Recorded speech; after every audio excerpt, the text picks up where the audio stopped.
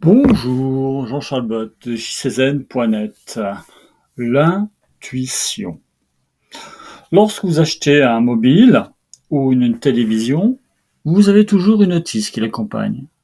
Au contraire, quand nous naissons, nous n'avons aucune explication sur nos voix intérieures et notre flair prémonitoire.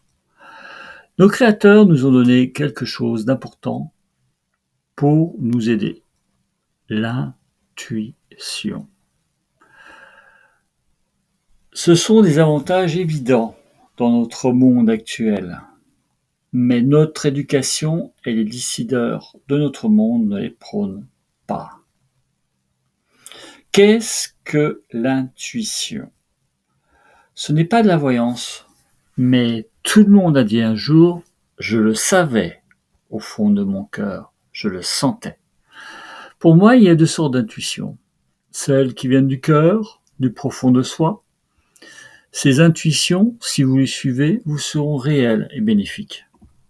Celles qui viennent de l'ego, elles sont un mirage, un rêve.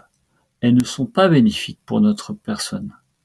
L'ego, c'est notre ennemi lorsqu'il est blessé. Il évite de se remettre en question et a peur d'avoir mal, encore une fois.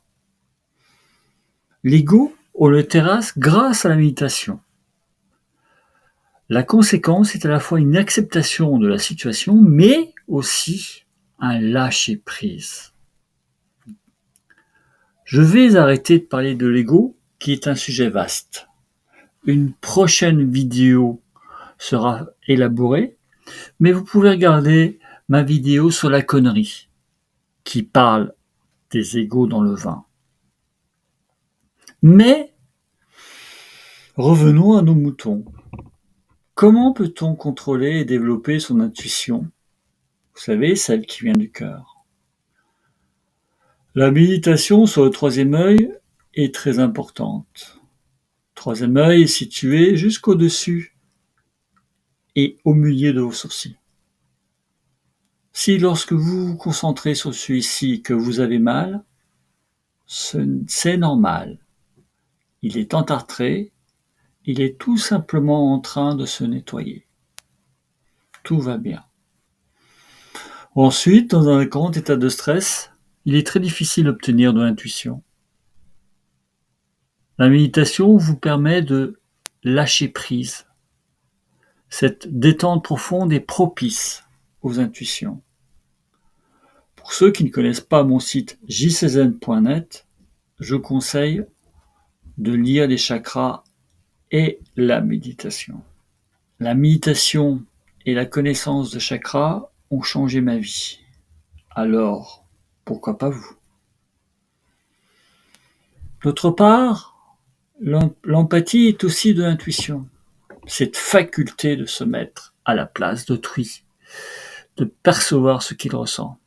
Ce n'est pas moi qui le dis, c'est la définition du Larousse. Ah, l'intuition peut vous sauver des mauvaises affaires, des faux amis, ça c'est de l'empathie bien sûr, ou bien au contraire, vous diriger vers des bons endroits et de prendre de bonnes décisions au bon moment. D'autre part, dans le monde invisible sont présents nos anges, nos archanges et nos guides qui sont là aussi pour nous aider. Je demande toujours de l'aide à mes anges, mes archanges et mes guides. Et je leur remercie toujours. À la pêche ou à la chasse aux champignons, mes guides ou mes anges m'indiquent, par l'intermédiaire soit d'arbres ou de rochers, les meilleurs emplacements.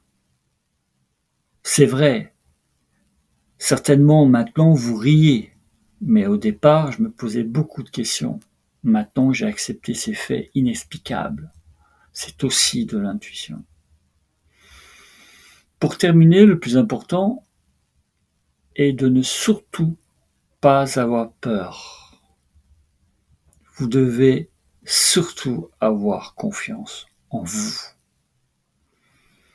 Je vous conseille la méditation sur le chakra racine. Cela vous enracinera et vos peurs s'en iront. Les intuitions nous ont été données pour nous aider dans notre vie. Alors, profitons-en. En effet, nous avons tous notre vie dans nos mains. Merci d'avoir écouté et à bientôt.